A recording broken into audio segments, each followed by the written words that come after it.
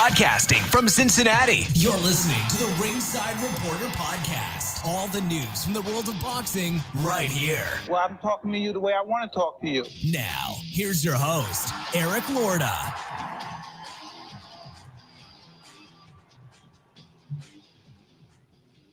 And we are live. Welcome to the Ringside Reporter show, where we talk about the latest boxing news. If it's related to boxing, we'll talk about it here. My name is Eric Lorta, and my co-host Joe Habib is here. And if you want to call and ask questions, 323-870-3857. Wow, Beeb, what a fight. What a fight. Let me ask you a question right before we begin. Did you expect that? No, not at all. I didn't expect any of that. Let's actually start at the weigh-in. Yeah, and Alex Fresco says Brian shocked the world. I'll tell you what, he sure did. He sure did last night. Let's start at the weigh-in. Ryan Garcia came in. Let's actually start at the press conference, that last press conference, because I said, we'll kind of get a gauge on Ryan at that press conference, because he's been talking crazy and everything. Nothing changed. I mean, he was still talking crazy, still out of his mind almost. He drank a beer at the weigh-in. I mean, there's a billion things that you're like, oh my God, He said there was apple juice in the bottle. I don't know if he's telling the truth or not. I think he's probably full of it. I really do. I think there was probably beer in there. You know what I mean? Because that's what he said. He said I don't know, man. We know he was nuts at the weigh-ins and nuts at the press conferences and everything else. But let me tell you why I don't think it was an act. All right. He bet Devin Haney $500,000 that he was going to come in on weight. And then Devin said, how about $500,000 for each pound over? Yeah, no problem. You saw his camp like, what are you doing? Because they knew he was coming in over, And so he paid, and it came in 3.2 pounds overweight. Now, baby, you and I both have seen a lot of title fights, and maybe some guy comes in a pound, maybe a pound, half a pound. 3.2 pounds is a lot. That's a lot to miss it by. And I'll be honest, I really don't think that was on purpose. I don't. It just, to me, it was not on purpose. Why would you do that though? Because why would you pay him knowing that you're going to come in overweight $1.5 million? Why? That doesn't make any sense. I guess the contract said that he had to pay him $200,000 for every pound he was overweight. So here's the thing: there must have been some concern from the Devin Haney team that he may not have made 140, because his last couple of fights, I believe, were at catch weights. He did come 143, catch weight. 143. All the fights that he fought, with the exception of the Tank fight, a lot of those fights were catch weight fights, 142, 143 ish. So. I Am Your Leader said he was paying up regardless. Yeah, I get that, but there's a big difference if it was indeed 600,000 versus 1.5 million. No, yeah, I don't think he's going to pay the 1.5 million. He paid it. Oh, he said he paid. They said he paid it. Devin said he paid it. Yeah, Devin said he paid it. Really? Yeah, he paid up on it. That's why I was like, wow. So does that props to him then? A man of his word. Does that cancel out the 600,000 too, or does he have to pay this 600,000 on top of the 1.5? Well, no, I imagine it cancels out the 600,000. Okay, fair enough. That would only be fair. If they raised the price, Yeah, I would agree.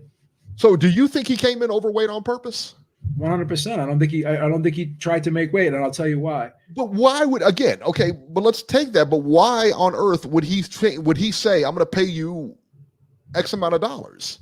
Well, because I do think he felt guilty. Again, this is ridiculous logic, but you have to understand we're dealing with a crazy person. Did you just say you think he felt guilty? I do. Have you ever felt guilty enough to give somebody $100? You know what I mean? You're talking about 1.5 million, son. Nobody's that guilty. OJ wasn't that guilty, okay? He didn't pay it. This is a weird dude, though, we're dealing with. We're not dealing with. You think? We're not dealing with. Of course, he's a weird dude, but so 1.5 million, B. 1.5? I think he felt guilty for not making weight, and he paid him more than the 600,000. Oh no, man. That seems like a That seems like it seemed like a crazy thing to do at the presser, and I didn't think he was coming in overweight. I didn't think he was either. I didn't think he was. He looked good. I mean, he looked good. He looked, but Devin didn't look good at the weigh-in. He looked but he never looks good at the weigh-in. Again, we're not going to cry over spilt milk, but here's the problem with the situation. One guy worked hard and had to sacrifice to make weight, where the other guy didn't sacrifice as much because he came in over 143. So one guy had to deplete himself more than the other guy, and that does give Ryan Garcia an advantage. Now, the WBC does have that rule where if one guy comes overweight, it becomes a non-title fight. And Mauricio Suleiman cited that fight with Diego Corrales versus Castillo, right? Yeah. Jose Luis Castillo, where Castillo, Corrales, came in overweight, and Castillo still kept the title. Now, I do remember a time when the WBA, when Floyd Mayweather fought Shane Mosley, and Floyd Mayweather said, "I'm not paying the sanctioning fee," so the title was not on. He couldn't win the title. But when Shane Mosley lost, the WBA did strip him. So I'm not sure if this is. I did read the rule. It is a WBC rule, but I'm not sure if this is a rule across the board with the other sanctioning bodies, because I have heard and We've seen the champion lose the title on the scale. Correct. Where only one guy can win it and one guy can. You know what I mean? Yeah. I don't know. To me, you lost the fight. How on earth, that title to me should be vacated. But whatever. So, and again, I understand the argument, but here's the thing: why should a guy be punished if he made weight and the other guy didn't? Why should he be punished? Why should You're right? That's a very valid point. That's a real valid point. The fight, because if you he at that point you're just fighting to fight. He could have just pulled out of the fight. But why wasn't it moved to 10 rounds? Because it was a non-title. Why wasn't it moved to 10 rounds? Well, here's where I disagree. The WBC still sanctioned the fight, even though it was even though it was a non-title fight. Why? It wasn't an eliminator. Did they pay Devin his sanctioning fees back? No. Devin Haney probably did. So now here's the question. Does Ryan have to pay sanctioning fee? So you still took a sanctioning fee from Devin Haney, and Maestro told me the WBC representative was there. So it was a sanctioned They still sanctioned the fight, but what type of sanction is it for? For what? For what? Why? There's no title on the line. Right. It's not an eliminator. Now you have no business there. You have absolutely zero business there. If it's no title fight, you had no business of taking a sanctioning fee from Devin Haney. So that doesn't make any sense. So it's like a contradiction. Right. Why take a sanctioning fee if it's not a title fight? Right. I agree.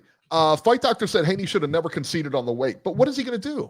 Is he going to pull out of the fight? It's right. That's his only option at that point. He's making millions of dollars. No one's pulling out of that fight. No one's pulling out of that fight. Now the WBC also in their rules, they could if someone if they deemed that the weight he came over, an exorbitant amount, they didn't have to sanction it. If they say he came over 6 pounds, they could say, hey, we're not sanctioning it. They have that right to do that.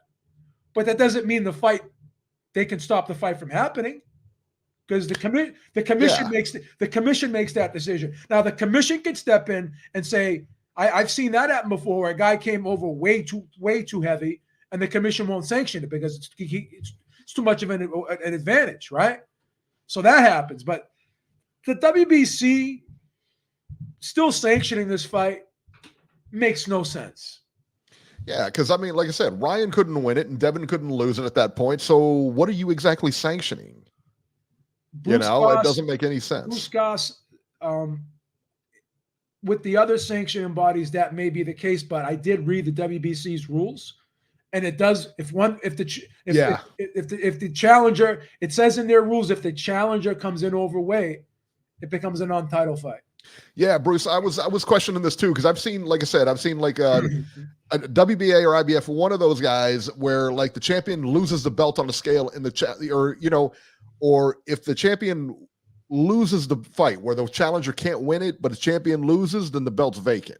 Yeah, we've seen that happen before too, and Beeb just went over the rules right before the show, and I read them. Yeah. That's what I'm looking at, because I was thinking the same thing. I'm like, how on earth is Haney still the champion? Because he just lost. And typically, again, even if he title wasn't on the line, but you could still lose it. I believe if Devin Haney came in over and Ryan made weight, then he would be stripped of his title. Then he could win. Then Ryan could win the title, and Haney would have been stripped. If he loses, and you made the point. But if the challenger comes over, then it becomes a non-title fight. Right, because you made that point. Yeah, you made that point talking about, well, why should the champion be punished because Ryan didn't make weight? Yeah. And he beat him, but I mean, he beat him kind of unfairly, if you be honest with you. Technically, he did beat him unfairly. I would say that's an unfair advantage. Yeah, and I mean, at the end of the day, it wasn't unfair. I mean, he won the fight. But, you could get technical and say, so if the challenger does come over, then the champion can't lose his title. Yeah. So we get to fight day. They show Ryan in there warming up. He's had gloves on, I mean, almost since he got there, I thought. He was sitting in his dressing room with gloves on, they said, for like 2 hours. Yeah. He's over there shadow boxing to a quartet of violins. Did you see this? Yeah. He's got like 4 or 5 people in there playing violins while he's shadow. It was hilarious reading your text. Like this guy's a lamb being led to slaughter. You were like, this is a. Did you see him? Well, did you see when he walked in the building? Did you see his face when he walked in the building? Yeah. Like he looked at it. He didn't look like a picture of, like Haney came in there and he was bopping around and everything like that. And he looked great, relaxed, everything. Ryan did. He looked like a lamb being led to slaughter, man. He just had that look on his face. And I'm like, oh my God. I was listening to Teddy Atlas yesterday before the fight, yesterday afternoon or whatever. And he said pretty much the same thing I said. He said the fight shouldn't be happening. He said Garcia needs an evaluation. He said, people around him don't care, blah, blah, blah. Everything I've been saying up to this fight. And he was like, I was surprised that the fight's going on, everything, And to see him go in there and do what he did, let's actually get to the fight here. If you've been under a rock, Ryan Garcia wins a majority decision over Devin Haney, 112-112. 114-110 and 115-109. You guys know how high I am on Haney. I've told you everything. I thought he lost the Lomachenko fight, and I had it 114-110 for Garcia here. I thought he clearly lost this fight. I mean, to me, this fight wasn't that close. It wasn't really that competitive. He did and everybody talked about Devin Haney's lack of punching power, and I think that really showed out here. But where does he go from it? I mean, as soft as his hands appear, he really didn't. There was maybe once or twice that he rocked Ryan that I thought that, he kind of shook him or got his attention. But Ryan was, every time Ryan hit him with that left hand or the right hand, Paulie Malignaggi said he thought that right hand, that they were making too much out of it because he didn't throw it that much. I thought he did. I thought that right hand looked pretty good. And he caught Haney with quite a few of them. And he shook Haney with a couple of them. I thought he landed the right hand in spots. I don't think he threw it a ton. But again, why would you throw it a ton if your left hook is your money? Your left hook is winning. Yeah, your left hook is catching. He did throw it. He did have some good moments with the right hand. I'm not going to lie about that. Like when they got close, he was kind of throwing a looping right hand. And it did get Haney's attention a few times. You know what's crazy about this fight, right? We both knew each fighter was very quick. But how many times have we said we assume that the speed is closely comparable, and we don't really know until we see them both in there? Here's one thing that I discovered yesterday, and I don't know if you agree with this or not. Ryan is quicker. It's a market difference in speed. Yeah. You could see that it's a difference in speed. And then Haney's fast. Listen, they're just both quick guys. And I'm going to say something extremely controversial. By just throwing one punch, not throwing a combination, not just throwing one punch, I would even argue Garcia is probably is the quickest at just throwing one punch. He's not really a combination puncher, so I don't know how quick he would be like if he's the fastest throwing combinations. But just just getting that one lead left hook off, that's arguably the fastest punch in boxing. Arguably, it's the quickest, fastest, explosive punch in boxing. Now here's the thing. So Haney didn't realize how quick Garcia was, and he had a hard time dealing with the speed. Yeah. And one thing that Garcia does do, and only a handful of fighters can get away with doing this, and you have to be gifted in the speed department. I'll name a couple of them, and people are going to slaughter me for making this comparison. I'm not saying they're the same fighter. I'm saying this is a similarity that he shares with these fighters. When you look at Sugar Ray Robinson, you look at Shane Mosley, you look at Roy Jones, there are a handful of fighters that could lead with that left hook and land it. And when they land it, it's a fight-changing punch. You see the guy. Yeah. Ryan Garcia is another one of those fighters who can throw that lead left hook, doesn't have to set it up. He could lead with it, right? Because he's so quick and so explosive, and he could freeze his opponent with that punch. And that's a fight-changing punch for Ryan Garcia. So because of that, Haney not being able to time that lead left hook, because if you notice, every time Haney would throw the jab, what would happen was Haney would start to either start and step in with it. Garcia would immediately throw the left hook, and he would either beat him there or they would land at the same time. And obviously, if they land at the same time, Garcia is going to take that jab, but Haney's not going to be able to take that left hook. Right. So that was the big difference. And in the first round, Haney started to lay back a little bit, thinking he was going to be the counterpuncher, but he couldn't time that hook. So then after that first round, he started trying to take the initiative and not laying back, and that was his only hope. Yeah, I agree. Who was it just compared him to? Corey Spinks. Yeah, Bobby Jackson said he's the next Corey Spinks. I don't hate that comparison in the sense that they were both fast fighters. D-Style said that very elusive. Yeah, D-Style said that before too. But yeah, he's got a suspect chin now. I mean, you've got to say you can't deny that anymore. He's got a suspect chin. The other thing is, again, he's got no power at that weight. He just doesn't. You know, you're seeing 140 is as much as he can go. He's not going up in weight. He won't be able to handle that power. Yeah, it's a good question. So 140 is going to be his cap. You know what I mean? He can't go up in weight after this. So your opinion is he won't be able to hit hard enough to keep the bigger guys off him at 140? No way. It's a fair no point. Way.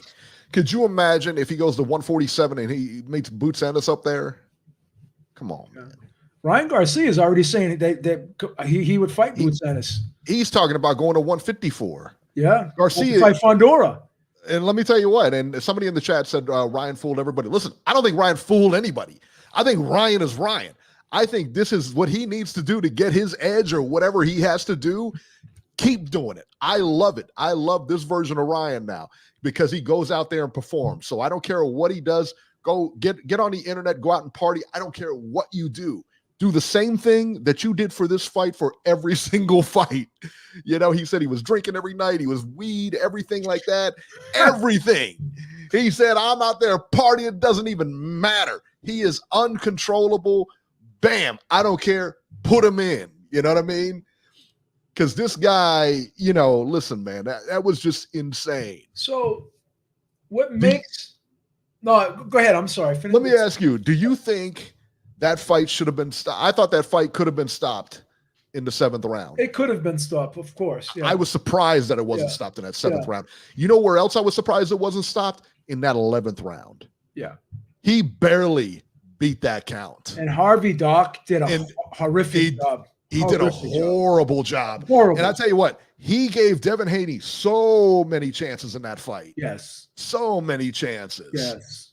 Yeah. Right, that's who he reminded me of, Ricardo Mayorga, with all the partying and all the antics and everything like that. That's exactly who he reminded me of. Yeah. It was amazing. It just was amazing.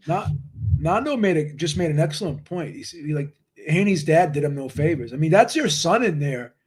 I don't know if that's me in the corner training my son, I'm going to have a hard time sending him out there after seeing him get beat up like that. I don't know. Well, he was, I mean, listen, it was a competitive fight for the first 8 rounds, maybe, or the first 6 rounds, I think. Haney, let me see how I had it scored here. Let me bring this up. And because I had it at 114, 110. I only gave Haney one of the last 6 rounds. Yeah, I had it in coming into round 7. I had it at the end of round 6. I had a 59-55 for Devin Haney. I gave Garcia the first round, Haney every other round up until the 7th. And after the 7th round, I didn't give Haney another round. Okay, so you added a shutout. The only difference between our cards is I gave Haney the 9th. You added a straight shutout, which is fair. Yeah, I had a straight shutout. Which is fair. And some people said that Garcia gave away the last round. I gave him the last. I thought he all did 3 more than that judges. Last round. All 3 judges gave him the 12th. I gave him the 12th. Chris Mannix did not. And guess who else didn't give him the 12th? My brother's like, oh, that could have been an even round. All right, I disagree. Yeah, I thought Garcia did plenty. I tell you what, that knockdown in round 11, that was bye-bye title right there, because he won the fight.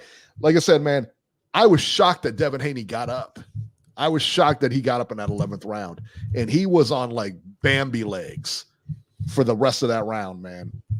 That and that point being taken away, but I tell you what, I did agree with the point being taken away. Yeah, I didn't. I thought it was because he separated him. You knew you were being separated, and for you to take that cheap shot right there, that wasn't a big shot. Yeah, but it doesn't matter. Yeah, I mean, technically you're right, but I wouldn't have done it if I was the ref. I would have given him a hard warning. He seemed to give Devin a lot of breaks in there. Yeah. And, but I'll be honest with you. He gave both fighters a lot of breaks in there because the amount of times that he warned them for holding and then just let them hold. And what was the deal when, Ryan did the Philly shell thing and then he just turns his back to the guy? Yeah. I'm going to give you my opinion on that. Yeah. So that's the same side that Ryan injured in sparring, and also Tank re-injured him again in their fight. I think there's a subconscious concern and worry about getting hit in that area again, because he was already severely hurt badly twice in that area. Once in the sparring session where he allegedly the rib was separated. Tank hit him in that same area. I think because he got injured in that area so badly, he's overly concerned about getting injured in that area again. So he kind of turns away and is overprotective of it, in my opinion. Right. Because he never started doing this stuff until after the Tank fight. Yeah. Yeah, you're right. Right? Thank you so much, Bang Mateo. Bang Mateo with a shot to Joe Habib. Why did you block me on Twitter? We're just talking boxing. I don't remember if I blocked you on Twitter or not. Send me I'm going to give you my email. Send me your Twitter handle email me your Twitter handle and I'll unblock you. Anytime someone says that to me, I always unblock them. I'm the biggest loser on 2 feet. If someone wants to follow me, then I got to let them follow me. You got it, right? You got to, man. You got to. Email me your Twitter handle and I'll unblock you. I don't even know what your Twitter handle is. Well, what people have been saying for years about Devin Haney is his lack of power. And I thought, listen, man, I mean, I don't want to be on the end of any of Devin Haney's punches, and he seemed to have enough power to keep like Pro Grace off him, but he was bigger than Pro Grace. He was bigger than Lomachenko. But yeah, I mean, Ryan took those shots and looked kind of unfazed for the most part in the fight. Did you see his face compared to Ryan? Was untouched. Yeah, he's busted up. And can I say something else? Busted up Haney. Yes. Ryan did look a good bit bigger than Devin Haney as well. He was taller, but that was he looked a little thicker to me. You think so? Yeah, through the chest and the back. Yeah, maybe. Yeah. But but again, 3 pounds, it's a lot of weight. Devin had to work hard to make that 140. And then Ryan doesn't. So Ryan probably doesn't cut as many calories, does less cardio, and he says, "I'm just going to come down at 140. I'm just going to come down to 143." He said to himself, "Guess what? I can make 140, but I'll be depleted. I'm not doing that again. I don't understand again, I'm but not- I'm I gonna be still go back. Why did he make that bet? For $1.5 million, knowing that you're going to come in over. Why on earth would you make that bet? I don't know, man. He's not all there, He's and not. that's what I have to concede that point. He's not all there. Yeah, and hey, who cares? All right, because I want to see this Ryan Garcia again. I can't wait to see this guy again. You know, and let me tell you what, he is the biggest superstar in boxing now. Who's bigger? Who is bigger? Canelo Alvarez still. No, he's not. Okay. He's the money man now. Don't tell all these thirsty. Don't say this to all these thirsty chicks on Twitter because they will attack you if you don't say Canelo Alvarez is still. All you thirsty hoes on Twitter, I'm telling you, Canelo Alvarez is taking a back seat to my man Ryan Garcia. Ryan Garcia is now the face of boxing. He's on TMZ. How many Twitter followers? This guy's got 1 million social media followers. Who's bigger? Who's even coming close? Nobody. AJ's got a lot of Instagram followers. Him and AJ's on his way out, son. Everybody knows that. AJ has a lot of Twitter. Who cares? You are such a bandwagon jumper. Who cares? You're a front runner. You're worse than Robbie with the front running. If you can't beat him, join him, I guess. I thought Robbie was the king of front running. I told you just a little bit ago. I bet on Garcia to win that fight last night because I saw the odds. I went to DraftKings. I saw the odds, and I was like, I'm gonna put $5 on it. I want $100. I'll tell you this. Devin Haney was like a plus 115 to win by decision and a plus 115 to win by knockout. He was favored to win by knockout. I looked at those odds on DraftKings or whatever. He was a minus to win by a knockout. Well, right. When I saw it, he was a plus 115 both ways. What I'm going to tell you right now is the house must have cleaned up last night because everybody probably bet that decision prop, and a few people must have bet that KO prop. I don't think many people bet Ryan at all. No, I bet Ryan. I bet Ryan to win a decision, and I also bet the number of knockdowns in the fight over 1.5. Yeah, and won that way too. But I don't bet like $50 for. I bet like $5. I just put $5 in there. You know. I'll tell my brother gets mad when people. You're not a real gambler unless you bet 300. If you ain't got the rent money on the table, I don't want to hear your name. All right. You heard what he said, but we were talking about picking the college games. Your brother's the kind that like bets like 5 dimes or something crazy, man. I'm betting like $5. He gets insulted when someone says they only bet like $25, $50. Yeah, you know why? Because he's got money riding on that same game, you know, and you're over there cheering for the opposite. He's got 300 on the other team. Of course he's gonna be mad, you know. I don't blame him. Man.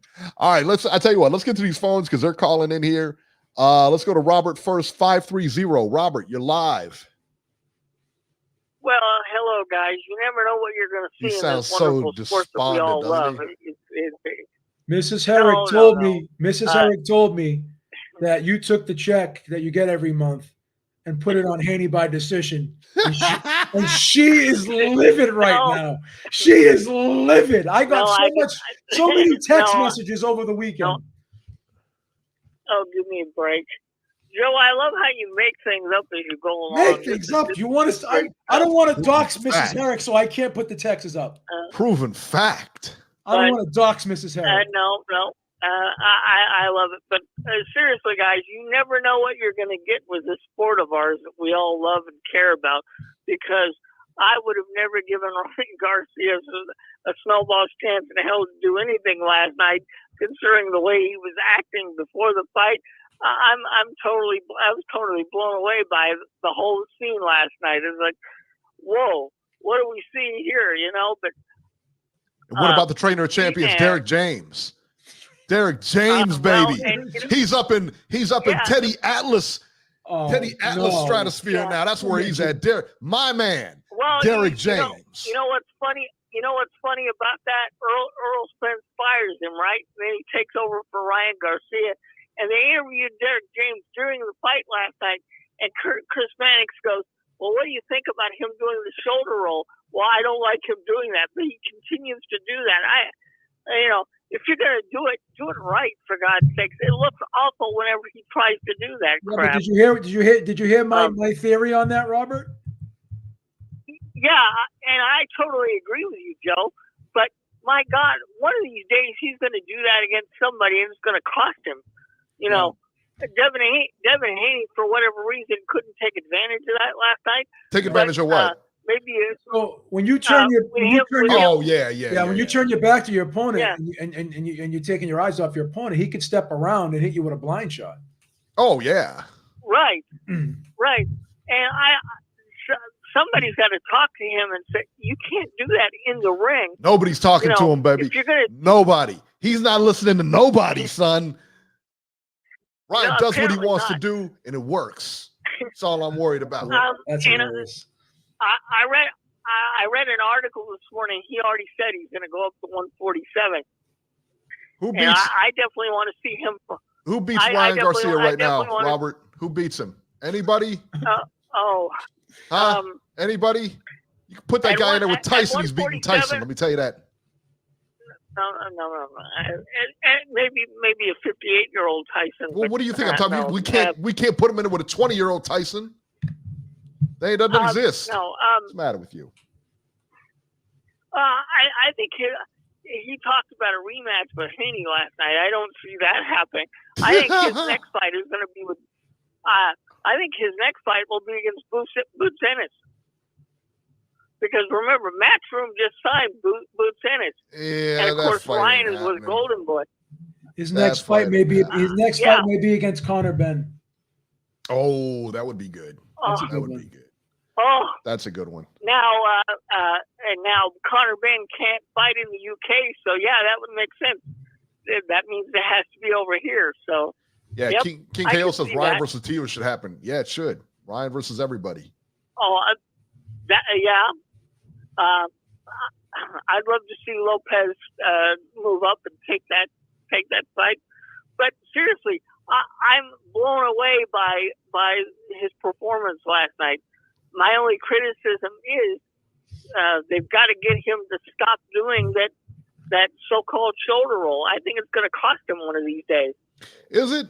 I really Is it because do. he just beat, a fighter who everybody was saying, hey, this could be the next pound for pound good guy, great. He really was.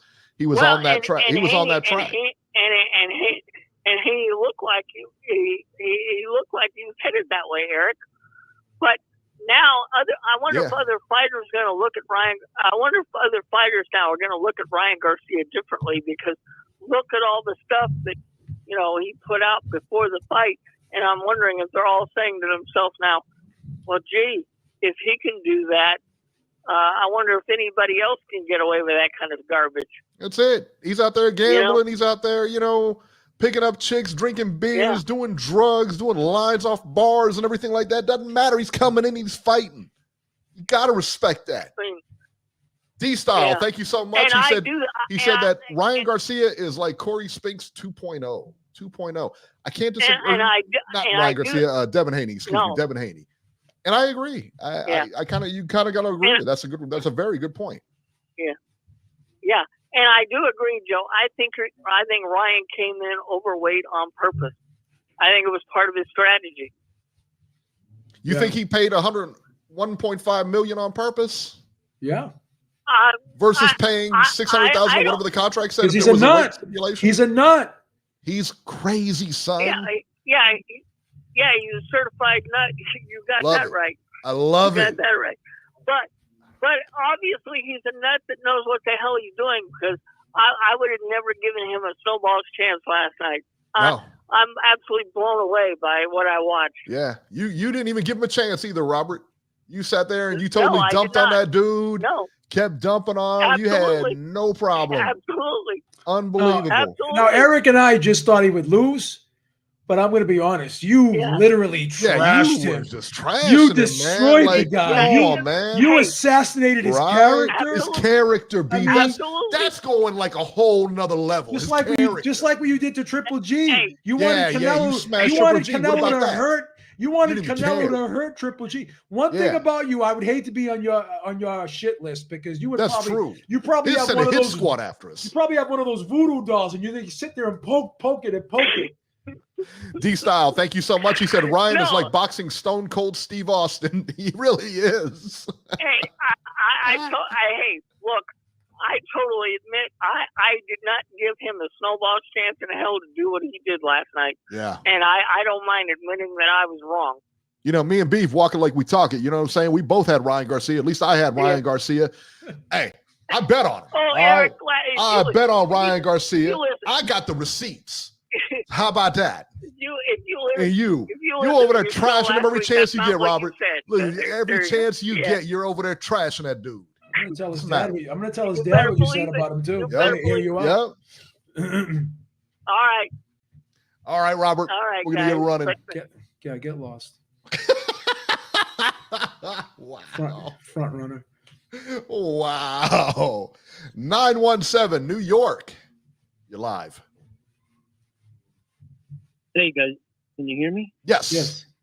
Yes. Hello? How are you? Yes. Go ahead. Muted. Yeah. Okay, great. Thanks.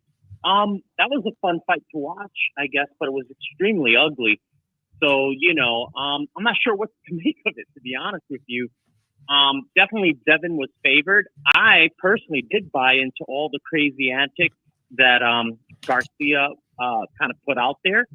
I thought that he literally was crazy and was going to fall apart in the fight. And I guess I was wrong, and probably as wrong as most people who watched that fight.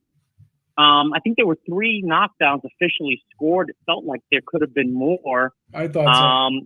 But what I want to say is that when I was watching that fight, what kept crossing my mind is that, Ryan Garcia doesn't know how to create offense. He only knows how to take advantage of opportunities. So, for example, those knockdowns came off of his speed and his reflexes, that quick left hook, things like that. But, he had a dead man in front of him many times in that fight, but he wouldn't, open him up, jab his way in and finish him off. And I think that's a big defect in a boxer. I mean, let's be honest, the left hook is probably one of the best left hooks out there right now, but I have trouble buying in, next day, with the benefit of hindsight, anointing Garcia, because that's a really big defect. Boxing is all about creating your opportunities, not only reacting off of what's given to you. And what happens when you fight someone who doesn't give you anything? You know what I mean? I think he's still very vulnerable. I think he's definitely going to be a big gate, and ticket seller like he's always been. But when we talk about who he goes on to next, there's always going to be this unknown quantity with him. And I guess that is going to be what keeps it interesting, to be honest with you, as a fan. I didn't have a dog in the race. I didn't have a strong affinity for Haney as a fan. So I thought he was definitely, especially after his beating of pro grades, I was rating his skill set very high. And I'm not Mexican, right? So, I am Hispanic, but it wasn't like I'm from New York. It was, the culture is completely different. It wasn't like I was on the Garcia train. Neither of these guys had an appeal to me on a personal level. It was just fun to watch. So, I'm happy to crow and say that Garcia surprised me with the win. But at the same time, I have so many question marks. I think that refereeing, everyone's saying he's a good ref, but in this particular fight, I think it was a terrible job that was done. He didn't break them up forcibly when he should have. There was too much holding on both parts, right? I can't point to one man and say it's just one man's fault. I mean, Ryan Garcia had Haney in a headlock most of that fight, and Haney, when he was hurt, was hugging for his dear life, which maybe is slightly more forgivable, And what's interesting to me is the trainer of Garcia. Is he going to stay his trainer? Because even at the post-fight, all the names that Ryan threw out, that he was till he loses. That's right. The name he didn't give. He never gave any credit to his trainer. Yeah, he never thanked him after in the ring either. He did. He thanked him at the presser. Yeah. Oh, he did. At the press conference. Yeah, he said that Derek Did he? James is going to stay with him. He's his man. He's Okay. like a father figure to him. Yeah, he gave him props. Yeah, for sure. He said he was his father figure, but Okay, well, and That's fair. it definitely wasn't one of the first names in his mind at post-fight for the victory. So, I mean, I just feel like a guy looking at this and wondering, what the hell am I watching here? It was a very ugly fight. If you're a purist, it's a terrible fight. if you're just looking to see a guy get knocked down, then it was a great fight. And I'm going to close out here because I know you guys have other callers. This was a big event. But when you guys are talking about the thirsty chicks, I think Ryan pulls the thirsty under 30. And I think the thirsty over 30 crowd definitely goes. You're so right, because all those middle-aged women. I don't want to go too deep in it, but you're so right. Because if I look at the profile, a lot of those thirsty chicks, they are over 30. They are over 30. Anthony Joshua is pulling anything with half a brain, that likes black men. Like Joshua is the god in human form. Whoa! And I'm a straight man, So anyway, I'll got a relationship counselor on the line here. Later, all right, man. Thank you so much.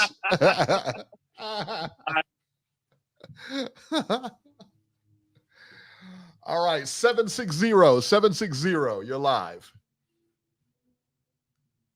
Hey, what's going on, fellas? It's your boy. Look at this. What's up with you? What's happening, man? How much did you win last night, Brian? Brian, how much did you win last night? You know what? Me and Brian. I didn't put no money on it, man. It wasn't. What? It wasn't Why? about the money for me, man. I just wanted to see. Why would you not bet on Ryan, man? And you know what? Before we That's even messed start, up, man. Nah, let me tell you, man. I should have. You lost so much money betting on those Wilder fights. It wasn't even about the money. Yeah, exactly. Thank you, B. Thank you, man. So, yeah, I stopped doing the betting thing anyway. But I told you, man, I really don't get down like that. But look, man, if I would have lost, okay, if Ryan would have lost, I would have still got on here and I would have been eating my words and all that shit. But, man, I tried to point out some reasons why Ryan could win the fight, and he did what he did to win, like all the things that I said, because he was bigger, right, Eric? Yeah. I asked that, and one thing is Ryan is explosive, you know what I'm saying? And I think the one thing that was working for him, because I kind of agree with the last caller, it's like, yeah, the fight was kind of ugly, but I think that's how Ryan wanted to make it. Make it an ugly fight instead of going out there trying to finesse with Devin. That ain't gonna work. He just made it ugly. You know what I'm saying? Turn it into a fight. So they had a good game plan, man. You think so, Eric? What you think about the game plan they had? I don't know that there was a game plan. I'll be honest with you. I don't know that there was a game plan. I really don't. I still am buying into the fact. I'm still buying into the fact that this guy is just so manic. You know what I mean? That he's going out there. Yeah, he doesn't care what's going on in training. He hits that bag. Brian. There is no game plan. He comes in there and he just fights. But you know what it was? I can tell you, man. You can see it from the jump was to just. And I mentioned this a few times. I said if Ryan can just hop on his ass early and give him something to think about, and that's exactly what he did. And ever since he did that, it kind of, the fight was just, it went how it went. But, it's because I think Ryan just started off aggressive, you know what I'm saying, and set the tone right then and there.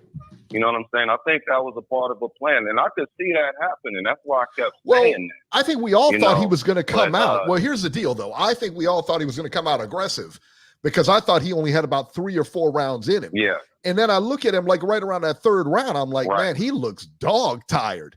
But then they panned over to Devin Haney, and Devin Haney looked dog tired. He was tired. Yeah. But you're definitely right. But the thing is Ryan hopping on him early like that. Devin didn't have the same type of power to come at Ryan to give him something to think about because he didn't have no respect after a while for Devin's offense. You know what I'm saying? He was just walking Devin pretty much straight to him. Can't hit. That's the thing. And that's the one thing I always like. I'm like, if Devin hits you, like I said, I don't want to be on the end of them punches. But Devin really doesn't have power. Yeah. He doesn't. He can catch you. He may be able to catch you with the shot you don't see, but he doesn't have that power. And it was evident last night because he couldn't keep Garcia off him. And that's at 140. And here's the caveat, and here's the bad part. If you're Devin Haney or we're in his camp or whatever, you got a guy here at 140 who's struggling to make 140. And he is struggling. You see him at every weight. He looks like death. All right. He is struggling to make that weight. So if he goes up to 147, what's he going to do at 147? He's going to win a few fights against some competition, like that he's going to be able to outclass. Well, what's he going to do with a guy like Boots Ennis? There's no way he beats Boots after that. None. But let me ask you this. This ain't got – look, I'm not trying to, put down no religion or none of that. I'm not Muslim. But, he's Muslim, right, because he says it, right? They don't eat pork. You think that got anything to do with it? You think he might just not be getting the right kind of protein in his body? What are we doing? You know that pork is only one type of protein, right? Even vegan, if you're vegan, you get protein through beans and other peanut butter and all that. Yeah. Come on, man. Stop it. What's the matter with you? What's the matter with you? Man, this is why you get cut off early. Brian, the problem with you is Robert. Brian. Listen to me. Brian, listen for me. Some pork rinds. Brian. If he would have ate some pork rinds before the fight, he would have. Stop it. Brian, listen to me for a second. Brian, please listen to me for a second, please. What's up? That was a joke, B. Don't take that serious. I was just playing. Okay. You always overanalyze things, even with your jokes. Even with your jokes, you overanalyze. All right, come on, man. Don't do that. He buys you clothes, man. Stop it. But what's up, B? What you got to say, man? What you got to say? I said, what's up, B? Even in your jokes, you have a tendency to overanalyze things. Get some pork on your fork, bacon and eggs. You better get some bacon around this motherfucker so you can get it wrong. I actually Devin. love Come ribs. on, homie. I love get baby some back bacon, ribs. bro. I do too. Nah, but hey, Hey, look, let me tell you guys, man. This is my opinion. I don't think Ryan is gonna. I think he did try to make weight. You guys said I absolutely think he absolutely tried to make that weight. He tried to make that weight because there ain't nobody in their right mind is going to know and willingly give somebody $1.5 million. He tried to make that weight and he couldn't make the weight. I think the last 2 weeks he realized he couldn't make it. And he said, fuck it. Nah. Nope. No way. Yep. Again, because we'll go back to this all day long. Why in the world would you make that bet if you thought you were going to make weight? Or if you knew that you weren't going to make weight? Didn't make sense. I don't know. And he could say, I 1.5 million. He's like, that's light work for me. He was like, that's no big deal. Yeah, trust me, that's a big deal to anybody. All right. He just gave it up. How much was his purse? Doesn't matter. Doesn't matter if it was 100 million. Nobody's in it. Would you go and ask, if you had 100 million, you ask somebody for a $1.5 million and you're going to give it to them? No, you're not going to give them $1 million. I mean, I'm not going to give anybody $50. All right. How about that? Listen, I ask for the penny. I ask for the penny when I pay 99 cents for something. So you're talking to the wrong guy. What's wrong with you? I'd tell you to get out of my store. Yeah, he probably. I think he tried, but he ain't going down to 140. But you know what? I think he's gonna stay at 143. I don't think he's gonna go to welterweight, jump to welterweight. I think of course he's jumping up catchweight division. I wouldn't be surprised to see Ryan Garcia at cruiserweight tomorrow. All right. I'm going to tell you, he's going to do whatever he wants to do. Are you kidding? Yeah, Boxing Pound for Pound says, he says 1.5 million was just for show. Stop it. He paid him. Devin Haney said he paid him. Why is he going to lie about that? Because the check bounced. Because you know darn well, if he didn't pay up, Devin would have been all over that. He'd have been all over it. Yeah, he had to pay him that shit. But I think he tried, though. He just couldn't do it. He too big for that fucking weight, for sure. I tried to tell you guys, I said, who is bigger? I was trying to tell your ass the last time. I just don't tell him how big he would have been. Can't tell Beeb anything, though. You know how he is. He don't want to listen. He ain't on Garcia's side like we are, baby. He don't listen, man. We're rolling with Garcia. All right, Brian, I'm going to get out of here. We got other people waiting. All right. Thanks for having me. Yeah. Thanks for having me. like we invited you to dinner or something. I love Brian. 760, you're live. Oh, wait a minute, maybe you're not.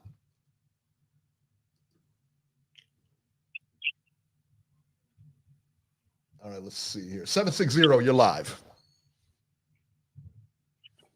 Or 716, I'm sorry, 716. Excuse me. 716? Anybody going once, going twice?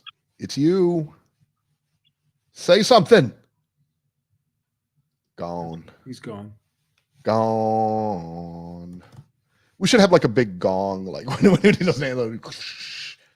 All right, let's see what we got here. 267. Let's go to 267. Is that Philly? 267, you're live. Is that Philly Drew? Is that Maybe. Philly Drew? Maybe. 267.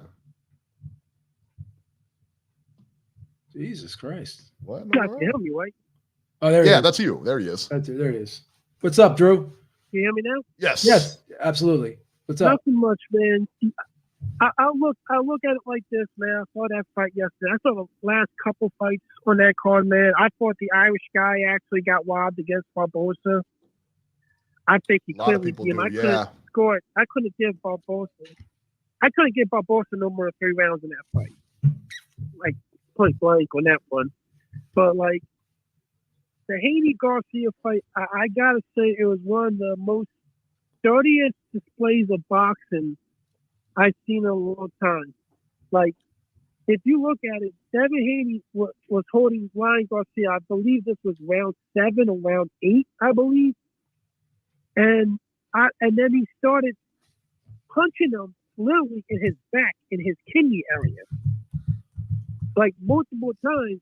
And Harvey Dock was right there and refused to give him to take points away because you're not allowed to hit the guy straight on his back. Yeah, but you turned his back. Holding And he's him done in the that multiple times in the fight. Harvey Dock also warned him multiple times in the he fight was not to holding do him. that. He was in a clinch. They were in a clinch, and he did that. Yeah. He was directly in a clinch, and Ryan was facing him, and Devin went right to his back and started wailing on his back.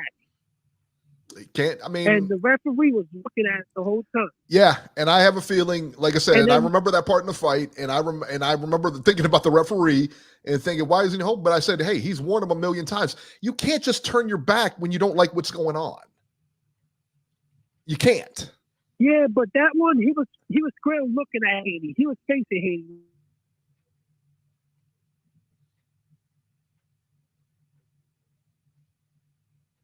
Is he gone? Hello?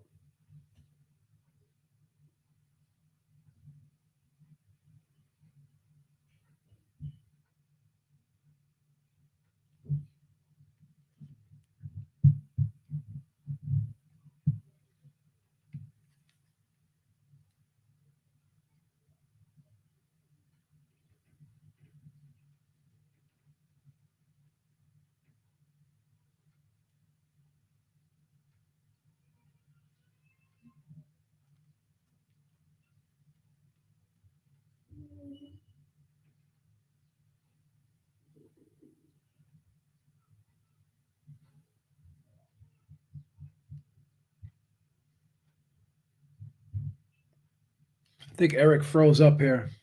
I think it's just me. So, he's working on it right now, so he'll probably be back in a second. So, yeah, I mean, I think that there's a lot of interesting fights. I don't think that Boots Ennis is going to be next. Could it be down the line? I'm not sure, but you know, it'll be interesting to see what happens next. It was a very interesting press conference though, because when I was looking at this whole buildup before the fight, to me it just looked like Bernard Hopkins and Oscar De La Hoya. Even they didn't fully believe in Ryan Garcia. They just basically thought that, hey, this is a big fight. We're going to make a lot of money on it. And I think that's just how they are. There, he's back. Okay. All right, there we go. All right. All right, Drew, thank you so much. We appreciate it. We're going to get moving here. Sorry about that. I'm not sure what happened. It just cut right out. I don't know. Sorry about that, babe. And No problem. to you Yeah, guys. that's all. Let's see here. 510. You're live. Hey, what's up, Eric? What's up, guys? Nando, how you guys doing? Nando, how are you? Nando, what's happening, buddy? Good, dude. Just fighting off the flu a little bit. I heard you put 7,000 on Garcia yesterday. I heard you put 7K on Garcia yesterday, man. Damn, big money. But you know, I used to defend Ryan all the time, and I kind of gave up on him. And now I'm back in on him again, dude. Like, Let's all jump back on him. You know? Let's all jump back on him. Let's all be front runners. Let's all be front runners. Why not? It's almost like he's related, dude. That's how I treat my family too, man. You know, sometimes you hate him, sometimes you love him, man. You never know. But hey, I got a question, dude. Is there no way Bud can't get back into the mix? You know, I think that's his biggest fight for Bud, right? That Madrimov fight. That's like going back to his top rank days, man. Fighting like empty belts, man. You know what I mean? I think for him, he should maybe just put back down to Walker. What if? And I'll talk about this here in a little bit, but what about Crawford if he stayed at 147? Could he fight Garcia? That would be a huge money fight. Yeah. Huge money fight. Exactly. Yeah, it's an interesting point because the money fight for Crawford at 154, I thought, would have been Tim Tszyu. That would have been a big fight. Now a fight with Fondor is pretty big. But I don't think Fondor is going to fight him. I don't think he's going to fight him. So what big fight is there for 154 if it's not going to be Tim Tszyu and if it's not going to be Fondor? We have to hope for Tim Tszyu to beat Fondor, and that's no hate towards Fondor because Tim Tszyu is the only guy really in that division that will fight anybody, in my opinion. So. And Bud has to hope PBC still wants to do business with them, you know? Yeah. Feels like PBC began giving him the cold shoulder for a year or so. Yeah, they really have. Yeah. So. Anyway, thank you for taking my phone call. I appreciate it. Oh, thank you, sir. Thank you. No problem. All right, let's go to 410 Baltimore, where I am king. Baltimore, you are live. What's up, ladies? Say it. What's up, Wiz, drop to your knees. Bend the knee to the king, baby. Where you been, man? He's been licking his wounds ever since I starched him last time, man. He's been afraid to come back on. But listen, it's okay. I'm your king. I am your friend. Man, I will absolutely let you back on. Anytime. Yeah. Don't be afraid to come back on, man. Don't be afraid, man. We bust on everybody. We like you, man. Before we talk about current events, let's talk a little bit about your convictual hero, heavyweight, this guy, fleeing from police at 130 miles an hour, putting innocent people's lives in danger. Oh, it was like 2 o'clock in the morning, man. Nobody was in danger. That was a big misunderstanding, and he wasn't going 200 miles an hour. Are you kidding me? What was he, a rocket jet? 130 miles an hour, fleeing police. 130. That's what was reported on the police He drives report. A Prius, okay, dude. The guy straight up consensual convict. He was asked before his last fight what his best achievement was, the biggest achievement in his life, and he said getting out of Ohio. So that's right. That's right. You see where he comes from? The rough streets. You think it's easy here? You think Baltimore's tough? Are you kidding me? As soon as he steps up, he knocked out Tyson Fury. Out. We got proof. Yeah, of course you did. We got proof. You're the only one that collaborates that. You keep talking about word. I collaborated. Who did I collaborate with to get that? I didn't collaborate with anybody. Nobody collaborated it.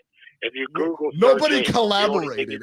Cooperated. There's a big difference. Of him himself saying that it never happened. Degree, by the way. That he this never is why I even can do the kind of words that I do. You're a pipe dreamer. You do that. You're a pipe dreamer. You dream about pipes? I don't dream about pipes. I bet you dream about pipes. I don't know what is going on, man. You're a clown, bro. Nobody knows that story but you. Even a lot of people know that story. Has denied they try to keep it in camp or whatever. Eric has the tape. Eric has the tape. The only thing you can find is a video of him denying He's still on this. We had the biggest fight of the year last night. He's over there talking about something that was like 4 or 5 years old. Why are you even talking about this after what we just saw last night? Because he got beat. He can't take it. He's a bum and he just fought last week. So He's first, a let me start bum. with That must mean you can get in Then the ring we'll and beat him, move huh? on So this to was a discussion for Devin last week, Haney. not Yeah, this last week. week. Where was you last week? That's what we were talking about last week. This is I new was at your stuff. mom's house. You was Oh, come on. you I was at you your were mom's at my house. dead mom's house. Wow, that's interesting. Oh, come on. Don't And do she was that. more. Yeah, get she off. was more Get off. intimidating Hey, than why don't you get off mom's? All right, because I just got off yours. All right, how about that? Don't do How about don't do that, Jerry. That's a great line. Congratulations. Jerry, come on, Jerry. I want You're to better than congratulate Devin Haney on getting his ass beat by a white boy. Because Garcia's Mexican. in his I own don't. words, Does he I'll qualify never- as a white boy? I don't think he qualifies as a white boy. I think He's Mexican. He's white, dude. Yeah. Let me ask you a question. Ryan Garcia, he did a lengthy ring interview last night after the fight. Did you hear him say one word in Spanish or shout out any Mexicans or Latinos as a whole? He's white, dude. Devin Haney lost to a white didn't boy. shout out period. Mexicans, so He got he's his white. fucking ass beat. Well, is he not white? Is his mom not white? This is I don't know. crazy. I don't know. His dad doesn't look white. I don't know. You don't know. That doesn't surprise me. You don't know a lot of stuff. So where he says he's a white Christian Devin man. Haney was exposed as this. If you box with Devin, he will likely beat you. His timing is good. His athleticism, real good. But if you fight Devin, his defense goes out the window. He becomes hittable, hurtable, and like a totally different. That's his Achilles heel. Otherwise, I think he's a splendid fighter. And boxing him, but see, the thing is like last night when he was boxing, he was doing good, but he wasn't forcing Ryan to box. Ryan was fighting in spurts purposely, and that aggression, Devin can't deal with it. So bigger than the loss last night is the exposure that, and Lomachenko exposes. If you look at Loma's best moments in that fight, it was when he tore into Haney. When he was boxing him at mid-range, even a great boxer, he was getting outboxed. Yeah. He was getting, Haney was getting all first, and he was just getting outboxed. The same thing last night, and that's the problem for Haney now moving forward. Everyone's going to know if you put aggression on him, he's vulnerable. Okay. But I was happy he got his ass whipped simply because I heard his racist comments. And you know what, man? I don't know. Otherwise, I like Devin Haney. I'm kind of torn with him. I see a lot of skill there. And what people got to realize is they're like, oh, Jesus Christ, he got his ass whipped. If this Haney, Ryan, Lopez, and Tank, they've been called the four kings of the modern era, right? Reckoning back, going back to Leonard and Hagler and them. Well, when you look back at Leonard and Hagler, they all beat each other, right? Duran beat Leonard in the first fight. Leonard came back and beat him. Hearns beat Duran, knocked him out viciously. Hearns lost to Hagler. They all won and lost against each other. Yeah. So it's not over for Devin, but it's over. He's been exposed, I think, to a degree. Yeah, it's over. It's over for him. Listen, if you can't knock the guy, you can't. You have no power at 140. You're making weight. You're struggling to make weight at 140. What's he going to do? He's going to go up to 147 and just make history there? He can't. There could be a possibly challenging road ahead for Devin Haney. Yeah, I agree. There could be. It's going to be about matchmaking, but at the same time, for sure. If you remember, and to be fair to Devin Haney, before he even fought at 140, when in the lead up to his first fight at 140, he was quickly talking about moving on to 147. I do think that there's a chance that weight cutting caught up to him last night. He didn't have his legs. And, that he didn't have his legs because of that left hand. That's why he didn't have his legs. Well, quite possibly. But when the weight cutting catches up to you, that's what it looks like. You don't have your legs. You're not as durable. That's what it looks like. Now, I don't know for sure that that's the case, but it very well could be because he cuts a lot of weight. And he was talking about moving to 47 before he even fought at 140, he was like, I might move right to 147. I'm not making excuses for him, but at the same time, it should also be pointed out that Ryan Garcia missed weight by almost 4 pounds. And that means something. Now, I was glad that he won, but to be honest with you, you know, missing weight, people are writing that off nowadays like it's like nothing, you know, but it's something. Those last 4 pounds is where the real sacrifice comes in, and he didn't do that. So he got to hydrate even further than what he may normally been able to. And to me, Ryan won, but there's a little bit of an asterisk beside it because he missed the weight. Fair point. That's a fair point. All right, Jerry, we're going to get running here. Let's go to actually, before we do anything here, we have confirmation, and I don't know. This is valid confirmation. This comes from D-Style. All right. D-Style, let me give you a little bit of background. He lives about a block away from Tijuana. He's a Mexican guy. If anybody knows Mexicans, it's going to be D-Style. And D-Style says Ryan counts as a white boy. This is coming from him, not me. I'm just saying, and D-Style would know. Beeb. Also, too, Lance Meyer came with this and says that Ryan Garcia puts cheese on his tacos. And listen, that's a no-no. We all know this. You don't put cheese on tacos. Beeb, do you put cheese on tacos? No. You know you do. You put cheese on tacos all the time. I don't like cheese. I like Parmesan. I could see. What do you think Parmesan is? Meat? I know, but I don't like Stop certain. it. I like certain. Stop it. I like certain. You just come on. I'll cut it. I'll just cut it. Quit it. Nando Llamas, thank you so much. We appreciate the support, brother. Let's see here. All right, let's go to 803. 803 is in South Carolina. South Carolina, you're live. Hey, can you fellas hear me? Yes. What's up, man? Yeah, no, first time caller. Nice. You know, there's a couple of things I just wanted to say. I won't tie up the line too much. It was already said with the previous caller and everything like that. My voice is kind of sore. I was at an event watching this thing. I was screaming my lungs out last night. I really think that a part of this sort of Devin's durability thing that's not getting discussed a lot, and what a lot of people have to kind of remember is I think what we're seeing here with Devin is a repeat of what we saw with Jarrett Hurd up at 154. Swift Jarrett Hurd sucking himself down to a weight class he really had no business being in, with a frame as big as he had for so long, being able to, bully guys who are smaller than him. And then by the time he finally can't suck and cut himself down to that weight anymore, and he moves up to middleweight and then super middleweight, and he's going on this 3-4 fight losing skid, and he doesn't look anything like how he looks down there. It looks like a shell of his former self.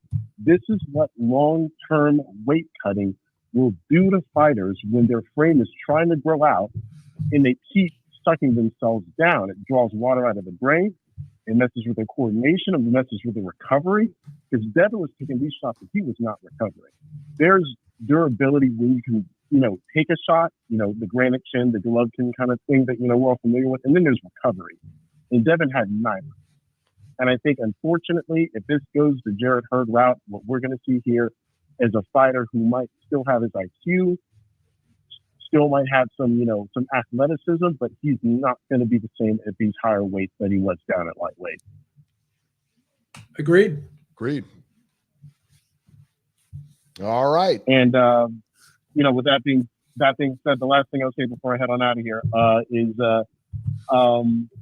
when I saw Sean McKellen get robbed on that main card against Barboza, I knew that the Ghost of Boxing had returned to this card to exact its payment from Devin for that robbery that happened with my fighter Loma. And he got that undisputed at lightweight, and then now he had to pay his pound of flesh by getting embarrassed by Ryan in front of all those people at the Barclays. There you go. I thought he lost to, thank you so much for the call, man.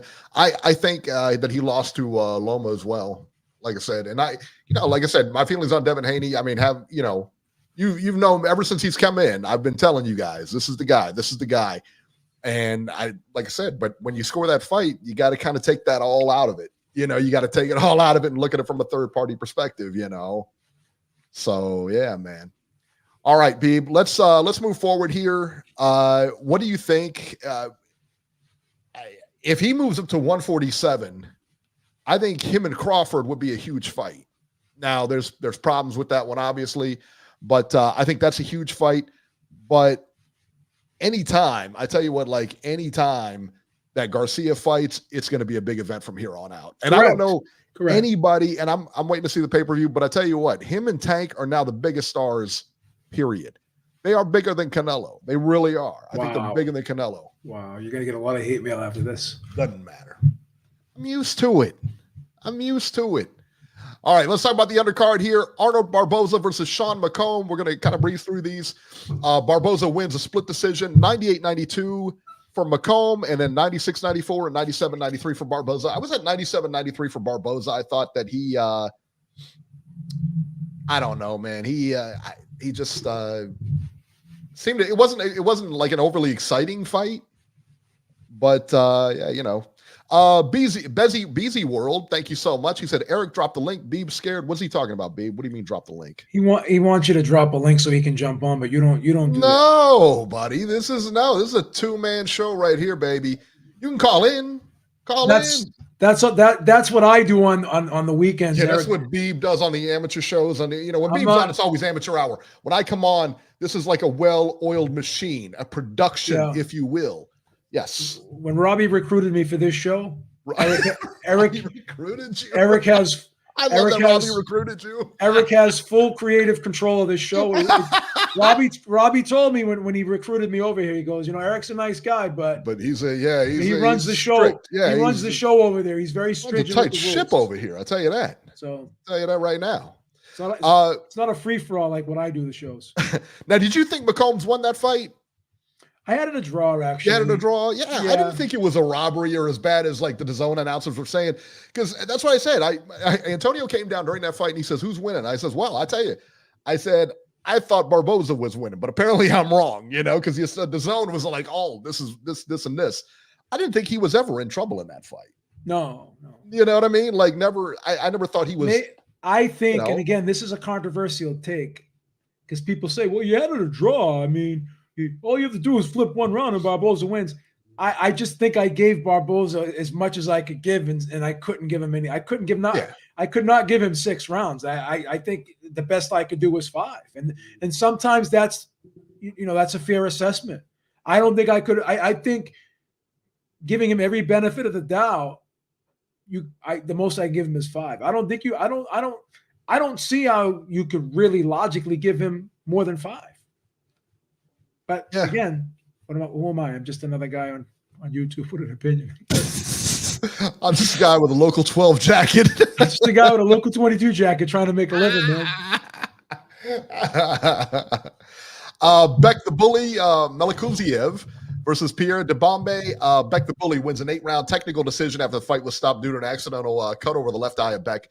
79-73 twice and then 78-74. Babe, I got to be honest with you, though. I like Beck, and I've always liked him, and we followed his career from the time he's got in. But I think there's a ceiling to this guy. No, yeah, I think we're seeing it. I mean, the fact that he was knocked out by Gabe Rosado, I know he came back and avenged that. I get that. Yeah, but he was having a tough time with this guy too. This guy was putting in shots, but. There's nothing there. Does he scream champion to you? Solid fighter, nothing spectacular, nothing solid contender. Solid contender. Nothing dynamic. Nothing dynamic. Yes. Like you said, there is a ceiling there, and I don't think there is a chance that he may not become a champion. But again, it all depends. Like if a belt gets vacated, he's not in an incredibly overwhelmingly talented division, I guess. Yeah. I mean, there are some good guys in there, but I don't know. We'll see. A lot of the guys that are in there now will eventually move up, and maybe that'll clear a path for him. But I don't know. It's gonna be tough. It's going to be good matchmaking if he gets a title. Yeah, it's going to be tough. You know what I mean? It's got to be real favorable matchmaking. It's going to be tough. That title. Yeah, I agree. David Jimenez versus Scrappy Ramirez. Jimenez won a unanimous decision, 117-111 twice, 116-112. I was not at all impressed with Scrappy Ramirez. You know, he had a good story or whatever, but yeah, he did not look overly great. D-Style, thank you so much, my friend. He says the Roundtable 180 tomorrow at 7 p.m. Eastern here on this channel. Joe Habib, Gale, and Ryan O'Hara from New York fights. Coach Christine, Danny Glover will all be on the panel. Also, no links. There you go. Thank you so much, D-Style. And if you haven't caught it yet, you got to catch this roundtable. All right. There's they got all kinds of panelists on there. Good panelists, not just Beeb. They got really great panelists on there. Much better than Beeb. You know, so a lot of times his opinion gets moved to the side, which where it belongs, quite honestly. Beeb, have you ever thought about like just being kind of like the producer and not really on camera for that show? I think that would probably be the route to go. I don't know. I just I got locked into a contract, so I have to make a specific amount of appearances a year. Sure. So sure. I mean, there's no getting around that. Yeah, I don't know. I think that, like I said, I think that maybe that show might go to the moon, but I think you really hold it back. To be honest with you, I try to like limit my my speaking time because I want to let the real sure. I want to focus on the real stars. Yeah. I mean, you could leave your camera on, but maybe just mute the mic. I don't know. That could work. Okay. That could work. All right. All right. Charles Conwell versus Nathan Gallimore. Conwell wins via 6-round KO. And I don't know if you guys saw this fight. Conwell is just brutal. Yeah, he's good. Conwell is just brutal. Yeah. And this was his first year after he had some contract things going on. Charles Conwell is a beast, man. If you haven't seen him before, Beeb, and I don't know too much about Conwell, but Beeb, where is he from? Ohio. How about that? Let me ask you this. Who knew? Never knew. Let me ask you this. Did he move out of there like Big Baby Anderson? Or is he still there? If he was from the same area as Big Baby Anderson, I hope he did. All right.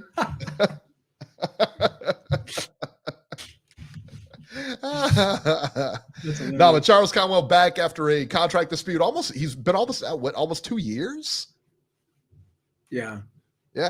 But he is a very like in your face kind of grinder type of fighter.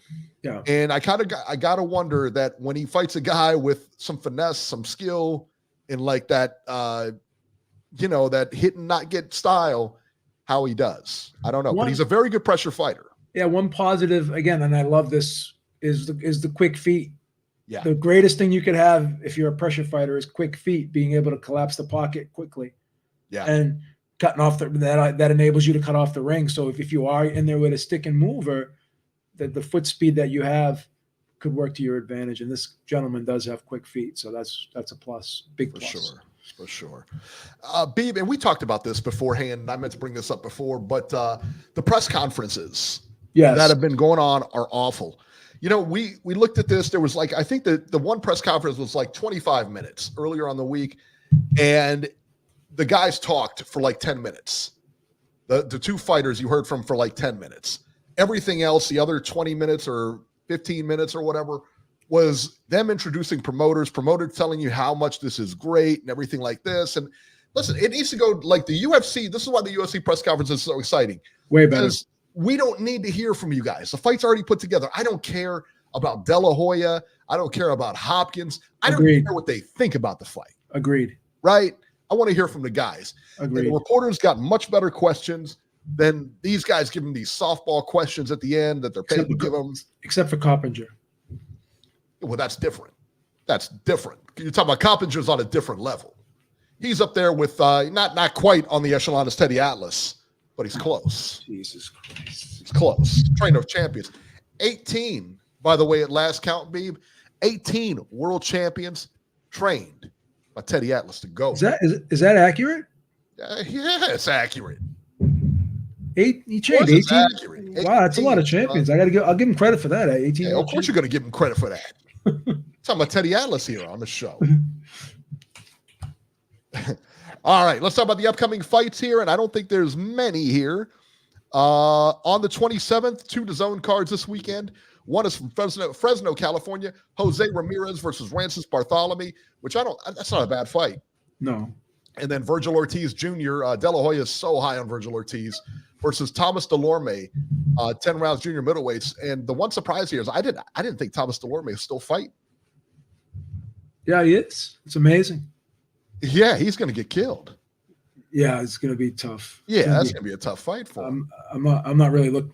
I actually feel bad for him in that fight, and I hate to be negative, but that's going to be tough. Crazy. Yeah, that's going to be kind of like that's going to be a lamb to slaughter. It could be brutal for him.